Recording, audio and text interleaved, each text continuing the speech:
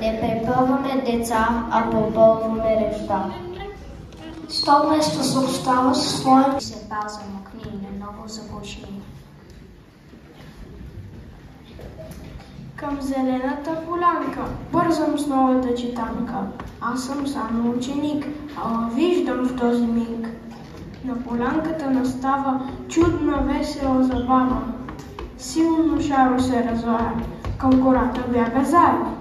Като палави момчета, сбориха се две козлета. Но замислям се, човече, първо ученето вече. Всички букви знаят, мога да чета. Те ще ми разказват всичко за света. Татко ми да шепнат истина една, вечно да обичам родната страна.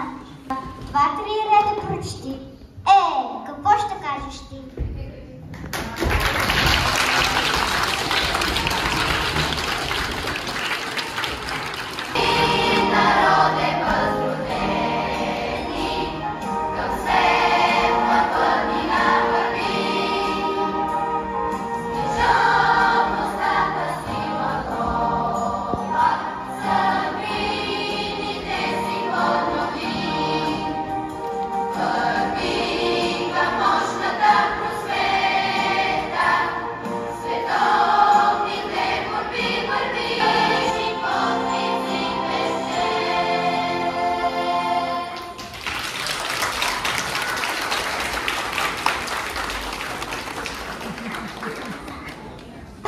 Отляво са отбор глаголица, а отдясно кирилица.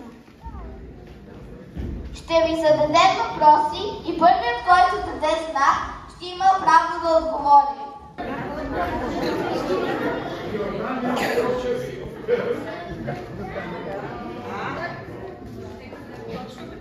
Точно така, това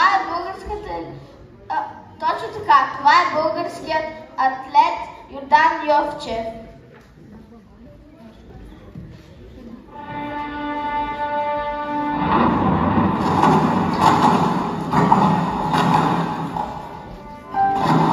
Първо аз харесвах този спорт още от детската си възраст, когато започнах да тренирам.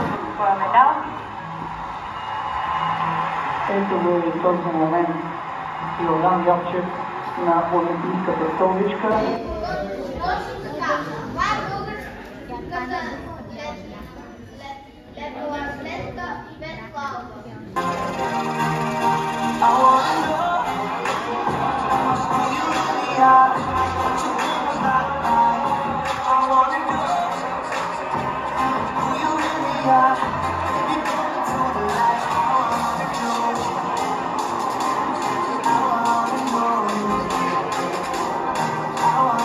Български владетел е свързан с златният век на българската култура и писменост.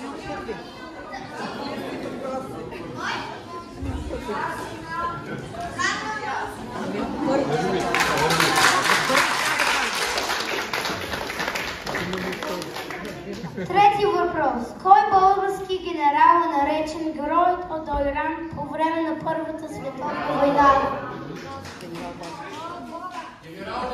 Генерал Базов, брата на Иван Базов.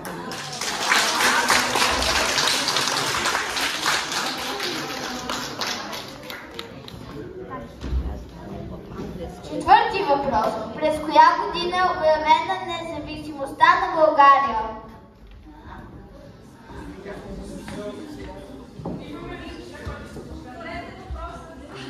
През коя година е обявена независимостта на България? И браво!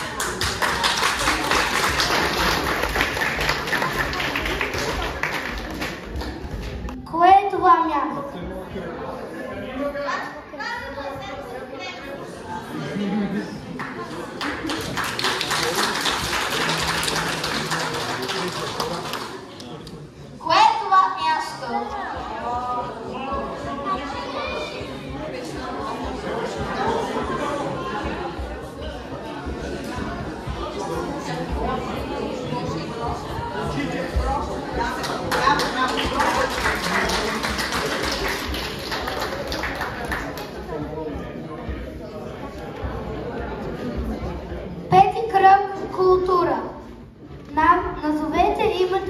Средището институцията с уникален характер, която съществува единствено в България.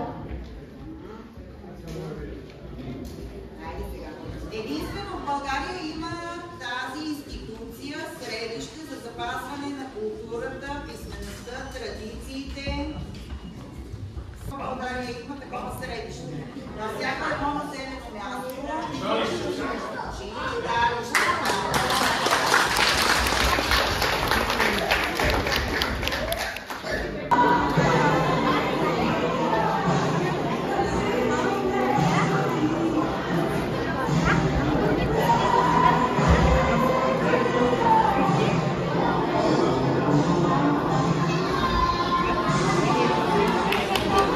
Ей, хора, вече съм четвъртокласник. Това ми е дипломата, а това е подаръка.